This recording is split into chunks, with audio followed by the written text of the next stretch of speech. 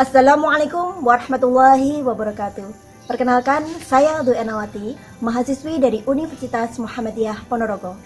Dalam rangka KKN Mandiri 2020, saya melaksanakan KKN Mandiri di Desa Grogol, Kecamatan Sawo, Kabupaten Ponorogo. Salah satu program yang saya laksanakan adalah eksplorasi kegiatan jamaah khususiyah yang berada di Desa Grogol, Kecamatan Sawo, Kabupaten Ponorogo. Di sini telah hadir narasumber. Beliau adalah Bapak Sumari yang merupakan anggota dari jamaah khususiyah sekaligus warga dari Desa Grogol, Kecamatan Sawo, Kabupaten Ponorogo. Baik, kepada Bapak Sumari. Bapak Sumari, panjenengan mengikuti kegiatan jamaah khususiyah itu sudah mulai kapan, Pak? Kalau mengikuti kegiatan khususnya itu mulai tahun 2007. 2007. Ya, saya sudah mengikuti kegiatan tersebut. Oke. Kalau awalnya jenengan kok bisa mengikuti kegiatan tersebut? Ya, saya melihat senang saja. Oke. Mereka kok punya komitmen dan juga dibimbing oleh seorang guru. Dari situ saya ingin belajar apa-apa dari mereka. Ternyata memang betul. Setiap segala sesuatu itu harus dipelajari dan kemudian digurukan agar tidak menjadi pahamnya salah. Oke, baik. Gitu. Nah, bisa diceritakan Pak, apa itu sebenarnya jamaah khususiyah? Jamaah khususiyah sendiri itu artinya adalah sekumpulan ataupun jamaah yang dibimbing oleh seorang guru yang mursyid ataupun seorang guru yang dipilih olehnya menjadi kamil mukamil ataupun guru yang mumpuni ataupun guru yang gimana ya, secara bahasa itu ya guru yang mengajak jamaahnya untuk bersama-sama ataupun melakukan apa perintahnya. Oke. Kalau untuk siapa yang bisa menjadi anggota jamaah khususiyah, Pak? Apakah orang-orang tertentu atau bisa masyarakat pada umumnya? Masyarakat pada umumnya. Jadi boleh siapa saja, kecil boleh, besar boleh, lain sebagainya boleh. Yang penting dalam hati itu ada rasa suka. Jadi di situ. Tidak ada pembatasan harus orang yang sudah dewasa, bahkan anak kecil pun bisa mengikuti. Boleh. Oh, itu kan kegiatan memasyarakat. Jadi masyarakat pun mudah menghafali atau mudah menghafali ataupun mudah untuk bersama dan tidak sulit gitu loh. Oke. Untuk kegiatan khususiyah sendiri itu dilaksanakan setiap kapan, Pak? Kalau kegiatan khususnya itu dilaksanakan setiap malam Selasa. Malam Selasa. Ya, malam Selasa. Terus? Malam Selasa saja. Iya, kalau khususnya malam Selasa saja. Oh, gitu. Ada kegiatan rutinan lain apa mboten? Ya ada setiap 35 hari ataupun selapan ya. Selapan itu ada kegiatan pengajian. Itu juga menjadi rutinan kami, rutinan jamaah. Saya cuma mengikuti dari belakang gitu. Kalau untuk kegiatan di dalamnya, untuk kegiatan yang malam Selasa dengan yang Ahad Kliwon itu tadi ada perbedaan, Pak? Nggak ada perbedaan ya, sebenarnya nggak ada perbedaan. Kegiatannya tetap aurodan atau wiridan. Setelah itu ini yang berbeda. Yang berbeda malam akad kliwon itu ada mau'idhah hasanah ataupun ada ceramahnya dari narasumbernya sendiri. Jadi ada ustadznya. Ada ustadznya. Ya. Kalau untuk narasumbernya sendiri itu dari mana, Pak? Ya tetap dari santri Pondok Peta sendiri ya. Itu biasanya segi umur atau ilmu lain sebagainya sudah bisa menjadi panutan bagi kami. Jenengan tadi menyebutkan Pondok Peta. Ya. Apakah itu pusat dari kegiatan ini, Pak? Ya, itu pusat dari jamaah Peta sendiri. Jadi kami ini juga ke sana, itu pusatnya memang. Pusat. Oh, jadi kegiatan jamaah khususiyah itu pusatnya berada di Pondok Peta. Ya, Pondok Kalau Peta. untuk Pondok Peta sendiri terletak di mana, Pak? Tulungagung. Tulungagung. Ya, Kauman. Berarti ada kegiatan rutin panjenengan ke sana seperti itu? Ya, kalau ada kegiatan dari pondok kan setiap tahun biasanya ada haul. Ya, ada haul itu setiap tahun kami ke sana, entah itu Kalau saya kan masih muda, jadi otomatis ya menjadi lagen ataupun Oke. jadi apalah. Yang penting ke sana kita Ikut berpartisipasi di ikut sana. berpartisipasi. Oke. Kalau untuk pemimpinnya sekarang untuk Pondok Peta sendiri? Oh, pemimpinnya untuk Pondok Peta sendiri sekarang dipegang oleh Romo Kiai Syekh Al-Kharir Muhammad Solahuddin Al-Ayyubi. Baik. Kalau untuk sejarahnya Pak, bagaimana jamaah khususiyah itu bisa terbentuk? Bisa diceritakan Pak? Kalau sejarahnya nggak ada ya sejarahnya. Itu Iya. cuman perintah dari seorang guru. Jadi nggak ada sejarah yang baku. Tapi awalnya ini dikatakan sejarah atau tidak ya? Oke.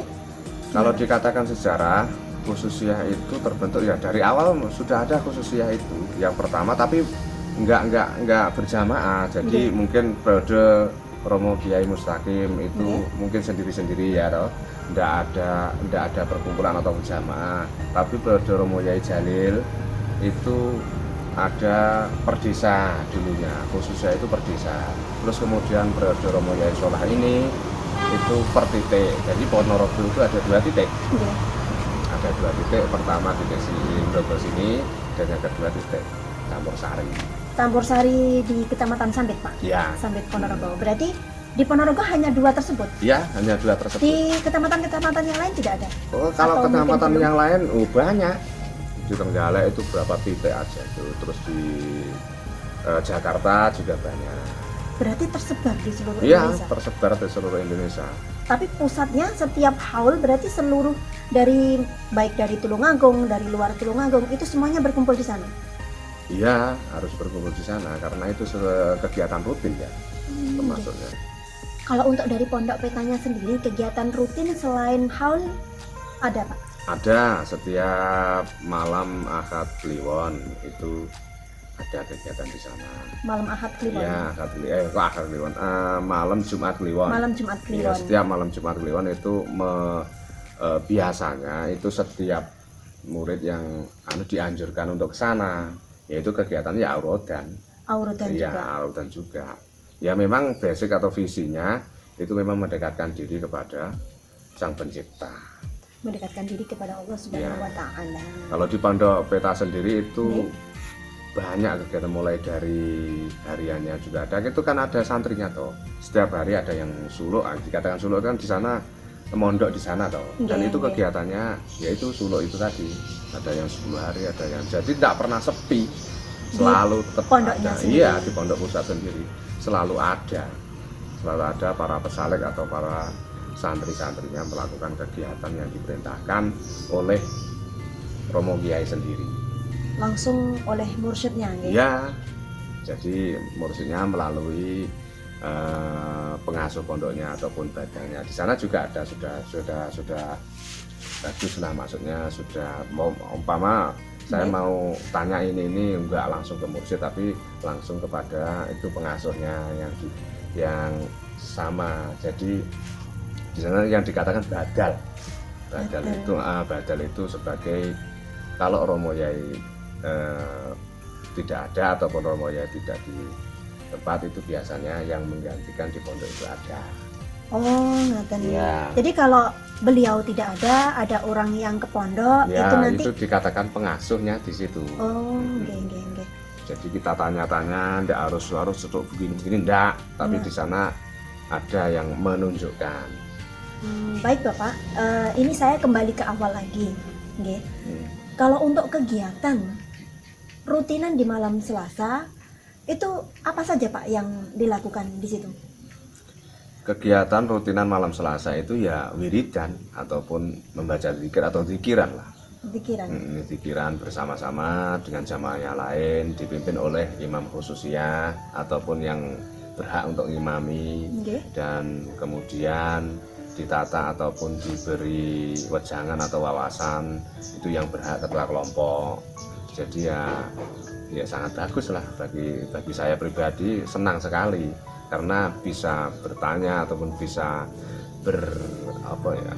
bisa berkomunikasi dengan mereka-mereka yang sudah dewasa, apalagi kalau saya ini kan usianya masih belum terlalu mengerti, belum terlalu tahu ya secara detail, tapi dari situ saya bisa memahami, bisa mengerti dan bisa menjalani.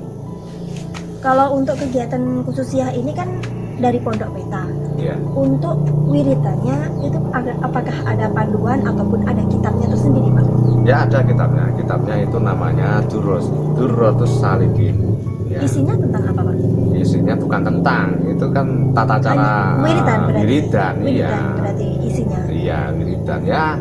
Umum sih sebenarnya. Wiridannya itu yang pertama itu adalah syahadat, terus yang kedua itu adalah tawasul. Sebelumnya apa, takbir. Nah, terus sesudahnya itu adalah tawasul kepada Kanjeng Nabi dan seterusnya kepada para aulia dan mukminin mukminat yang masih hidup ataupun yang sudah wafat. Terus kemudian istighfar, kemudian sholawatan, kemudian lagi kalimah thayyibah dan ditutup doa. Ya. Dan doa. Ya.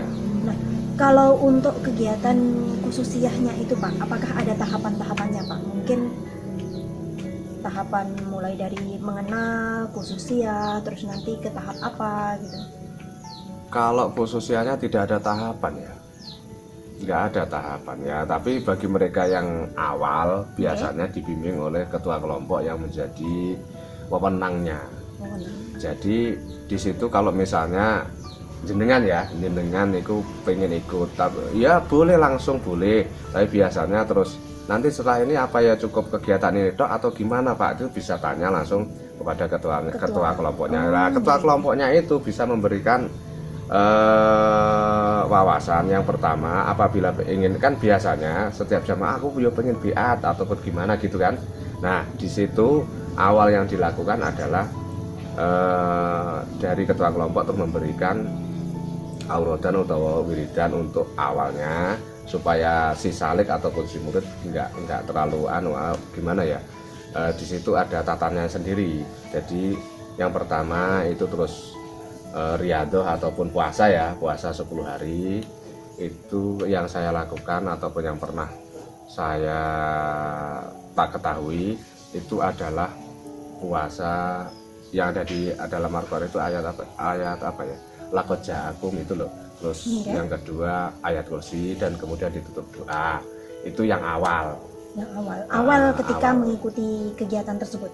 Ya. Biasanya begitu, tapi bagi mereka yang butuh ikut gitu aja ya ada. Ada. Tapi biasanya mereka pengen mengetahui dan pengen mengikuti dan pengen menjadi bagian daripada jamaah tersebut. Kemudian kemudian ketua kelompoknya memberikan semacam itu auradan yang pertama untuk para yang awal ataupun yang mau ikut. Ya saya sendiri sebenarnya masih jauh sih sebenarnya. Cuman gimana lagi, saya juga belajar. Segala sesuatu itu kan harus belajar, Pak. Ya. Jadi Pak, kalau untuk inti dari kegiatan khususiyah itu apa, Pak? Inti daripada kegiatan khususiyah tersebut tak lain dan tak bukan adalah untuk mendekatkan diri kepada Sang Pencipta dengan jalan dibimbing oleh seorang ataupun dibimbing oleh guru mursyid ataupun guru pembimbing rohani gitu. Baik Bapak. Nah, ini tadi saya sempat mendengar panjenengan mengatakan ada baiatan. Nah, baiatan itu apakah ada hubungannya dengan thariqah, Pak? Ya sangat berhubungan. Karena orang thariqah itu bisa dikatakan thariqah ya sebab sudah baiatan. Jadi kalau untuk khususiyah sendiri ataupun dari Pondok Peta itu sendiri berarti ada hubungannya dengan thariqah? Ya sangat ada hubungannya, dong. Itu kan thariqah itu ya juga Pondok Peta itu ya juga thariqah itu sebenarnya. Cuman masyarakat secara umum kan kadang-kadang ini apa ini itu kan belum mengetahui saya sendiri secara juga umum. Belum tahu apa sih thariqah itu, karena sempat mendengar juga dari berbagai orang ada thariqah ini, dan saya mendengar thariqah itu bukan cuma satu. Kalau untuk di Pondok Peta sendiri atau di khususiyah sendiri itu thariqahnya thariqah apa, Pak? Thariqah yang di Pondok Peta itu adalah Syadziliyah dan Qadiriyah wa Naqsabandiyah. Kalau dari kedua thariqah tersebut apakah ada perbedaannya Pak? Sama atau mungkin ada beberapa bacaan di dalamnya atau mungkin beberapa amalan yang berbeda seperti itu? Bacaannya ya jelas ada perbedaan, tapi masalah tingkatan tidak ada. Nah, baik, sekian informasi yang dapat diberikan oleh Bapak Sumari. Terima kasih Bapak Sumari atas informasi yang telah diberikan. Bila ada kurang lebihnya selama wawancara ini, saya mohon maaf yang sebesar-besarnya. Dan sekali lagi saya ucapkan terima kasih atas kehadiran panjenengan dan kesediaan panjenengan untuk menjadi narasumber pada kegiatan eksplorasi jamaah khusus yang ini. Baik, sekian yang dapat saya sampaikan. Apabila ada kurang lebihnya, saya mohon maaf. Wassalamualaikum warahmatullahi wabarakatuh.